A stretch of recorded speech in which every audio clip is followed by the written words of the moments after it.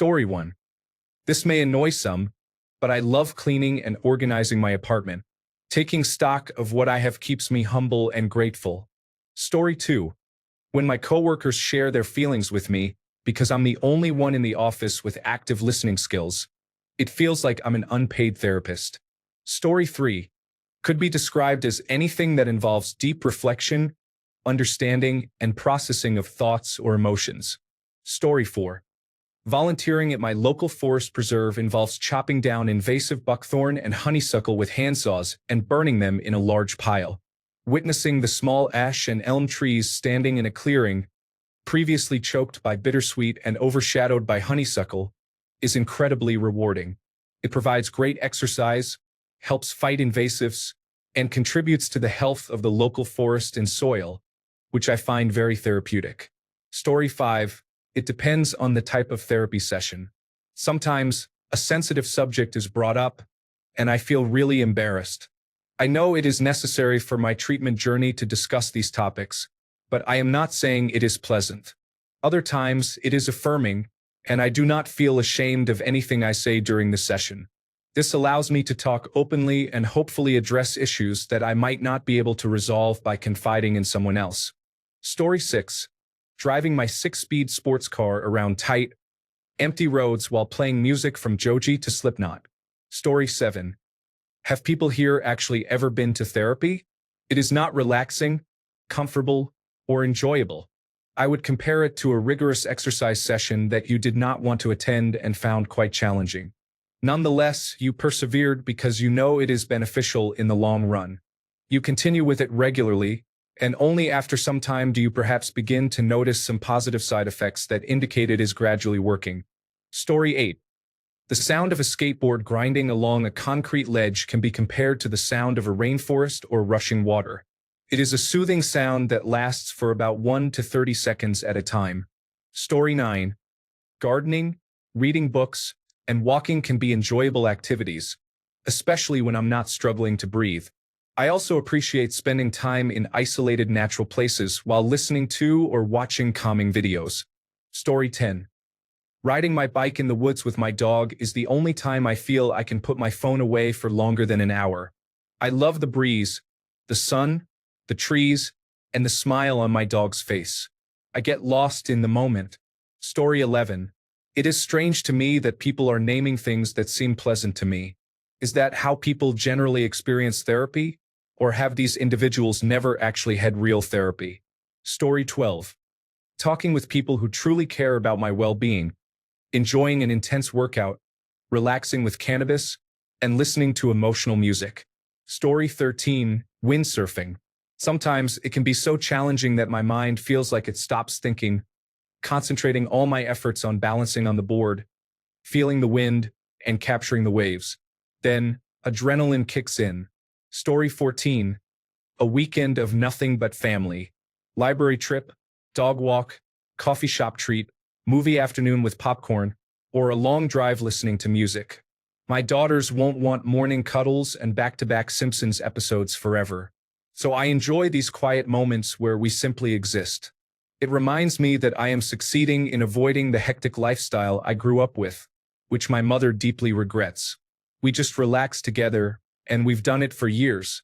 I refuse to fill my children's calendar with random activities every single weekend. Story 15. I go to the movies alone. I sit at the back row with my hot dog and large vanilla Coke, put my hood up, recline the seat, and forget about life for over 2 hours. That's heaven to me. Story 16.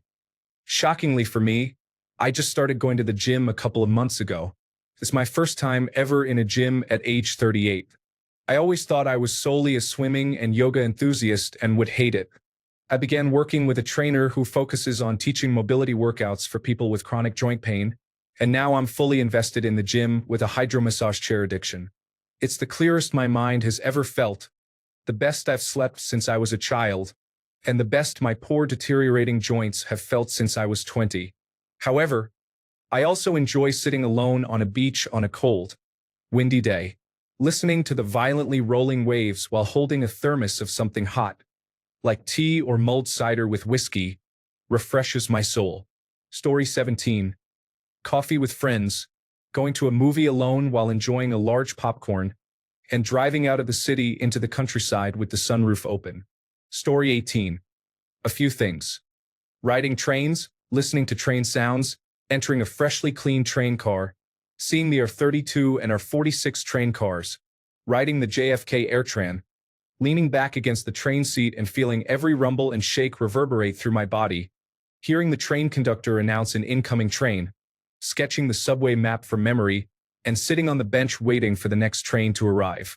I also enjoy cleaning, playing the piano, listening to others play music, writing with a fountain pen, and practicing calligraphy. Story 19. I have had a job working with horses for just over a year, and it is peaceful and pleasant. I am building friendships with the horses, which brings me joy. After I feed them, I go home and hike through the trails on my farm. I can clear my thoughts and live purely in the moment, appreciating the beauty. The other night, I nearly walked into a barred owl. It was just a few feet away and flew onto my fence, and we stared into each other's eyes. Story 20. Imagine living in a forest or a secluded beachfront. Every morning is therapeutic. No talking, just listening to the sounds of nature, sipping your hot coffee or tea, sitting with a view, and feeling the cold breeze. Story 21. Hugging my baby boy Smokey. He's a gray cat with a short nubtail, and I believe he was born that way because he has no scar. He knows when I'm upset and will come up to me to hug me. He's super soft and people think he looks like a Russian blue, but he is also big, so they think he may be part Maine Coon. Story 22. Honestly, my job has been fixing crashed cars for so long that it has become almost therapeutic. I also find it satisfying. Story 23. A trip with the girls where we go cafe hopping, take lots of pictures, and spend the nights lying in bed talking and gossiping. Story 24. Observing the wild in nature can teach you valuable life lessons if you observe closely enough, for better or for worse. Story 25. Driving in a demolition derby while listening to heavy metal music creates a chaotic and aggressive environment. However, I find myself in a state of pure calmness amidst the intensity. Story 26. Taking a ride in my car alone with my music playing or lighting incense in my room with my lava lamp on and playing my records sounds wonderful. I think I will do that tonight. Story 27. I love taking a drive on some rural roads outside of town with nothing but low-volume music and the sound of the engine. I have used that as my therapy for the last 10 years. Story 28. I know this isn't the spirit of the question, but I feel like I'm the therapist for many of my employees at work. I often have a session with one in particular every shift. It definitely feels like therapy. Story 29. Hot showers are refreshing. I bought a new body wash that I love, and combined with the exfoliating bath loofah, I feel mentally and physically cleansed of the grime of the day. Story 30. I struggle with changes in my world. I always think that my family could just move on and not question the things that happened. I often feel it would be better if people already understood the trauma I have dealt with and became aware that I am still affected by my past. Story 31. The first time was excruciatingly awkward. After that, it feels like a release of emotions instead of something unpleasant. Story 32. The most therapeutic thing I have experienced was using cocaine and listening to music through my headphones while lying in my bed. Story 33. Taking 5 milligrams of an edible after my last exam of my final year of undergraduate studies. It will happen in 7 hours and 40 minutes. I expect to experience a mild high, enjoy a chocolate chip pastry, and watch a movie. Being free from university feels therapeutic. I can already sense the stress and depression leaving my body. I think I just needed a break because I have been struggling with depression for around 4 to 5 months, and it has been exhausting. As soon as I submitted my final assignment, it felt like all the stress was lifted off my shoulders. I don't really care about this final exam. I just need to take it. I will probably get an average grade, and if I show up and answer the questions, I will pass the class. It's so freeing. Story 34. For the mind, the best therapy I ever had was ketamine, without a doubt. Within a month, It virtually cured my lifelong depression and restored my life from crippling post-traumatic stress disorder. For the body, swimming with my dogs is probably the best. It's a full-body workout. They want to swim forever, and I don't even think about how hard I'm working because it's fun. Story 35. Playing a long game with no plans for the next day, so it doesn't matter if I fall asleep on the couch. Story 36. It used to be painting miniatures, but I haven't done that in a long time. I would be very good at it now if I had kept it up. I just don't have the time or a group to play with. Story 37. Swimming. The problem is that I'm too depressed to get motivated to go, even though I recognize that not swimming is contributing to my downward spiral. Why do we avoid taking medication when we know it will help? Story 38. When I take my border collie to the park to play frisbee, she is so happy. It's pure joy. It reminds me to live in the moment more and to find happiness in the smallest things because at any moment, this can all disappear. Right now, I have everything I need in life. Story 39.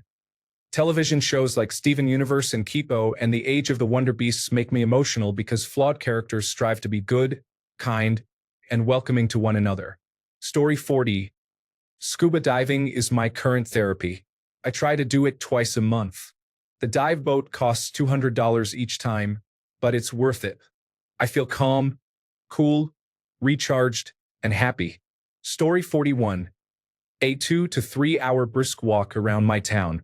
Sometimes it is 7 to 8 miles, other times it is 11 to 12, but it is truly cathartic. Story 42. Playing video games with friends makes social interaction easier in a way I am yet to understand.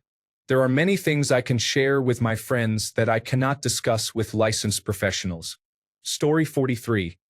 Listen to music, create music, experience honest love, engage in deep conversations with someone important to me, and go on a solo hike in the forest or mountains. Story 44. When I am in the zone playing tennis, 100% of my focus is on that one ball, aiming to smash it to smithereens. Story 45. I can go for a 3 to 4 hour drive, think about my problems or nothing, talk to myself, enjoy the road and the scenery, and feel refreshed. Story 46. I love to cook before having kids, and I miss having a couple of hours to play some music and just cook. Story 47. Success, winning, and achieving the goals you set for yourself are essential. It is a form of therapy that serves as a permanent cure. Story 48. Playing with my dogs can make you feel like the most important person in their life. Alternatively, playing video games is deeply satisfying when you outsmart artificial intelligence on the most difficult settings. Story 49. Living in New Jersey, therapy for me is when 4 months of winter comes to an end and springtime arrives. The sun, warm breeze, and longer daylight hours are just heavenly. Story 50. Lying in bed after a long day of work or school, I cuddle with my cat for a while as I mentally unwind and transition into my evening. Story 51. I love going on long drives and zoning out while listening to music. It feels like a mini escape from chaos. Story 52. Shaving. I have always had a beard but recently decided to shave it off.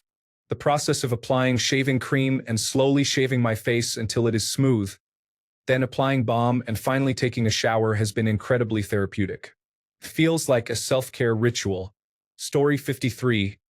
Rocking it out with my husband is one thing. Dancing to great music with your favorite person is so much fun and it's good exercise as well. I always feel better afterward. I also enjoy hanging out with friends. Story 54. Organizing cupboards and deep cleaning is best done with earphones. My husband and children need to be out of the house during this process. Story 55. Sitting in the sand at the edge of the ocean on a warm, sunny day, I watch the waves roll in and out. The beach can be packed or empty, but it is the one place that always clears my head and brings me genuine happiness. Story 56. I have 2 cats, and they both cuddle in different ways, making me feel better when I'm having a rough time. One likes to be the little spoon. He snuggles in my arms and enjoys it when I hug him like a teddy bear. He loves it and I love it too. My other cat prefers to lie on my chest, leaning his face against my chin while he purrs. When I'm sick, it feels like he purrs harder. Perhaps it's a placebo effect, but I definitely feel that it helps me heal. Story 57. I change into my pajamas as soon as I get home from work. Bonus points for taking a shower right before getting into a bed with fresh sheets. Story 58. Hiking in the woods alone in 75 to 80-degree weather with the sun shining through the trees and a river nearby.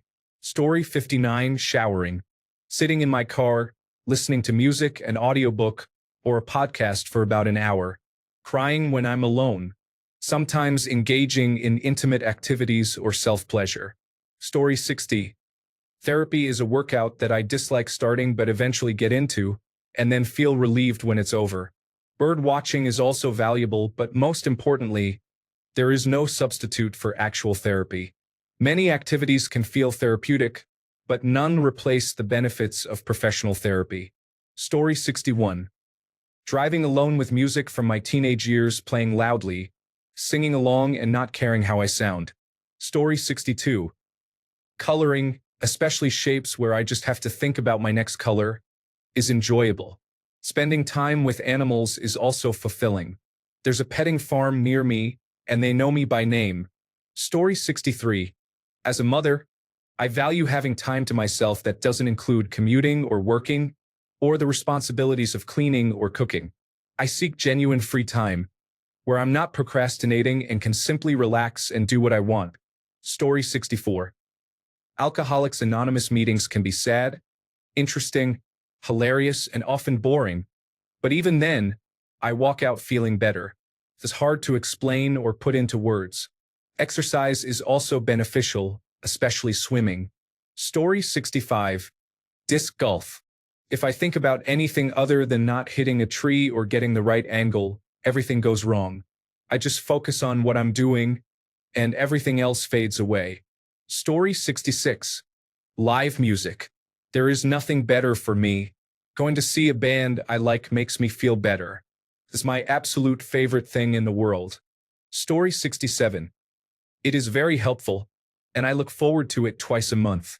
It makes me think about things and situations from a different perspective. Story 68.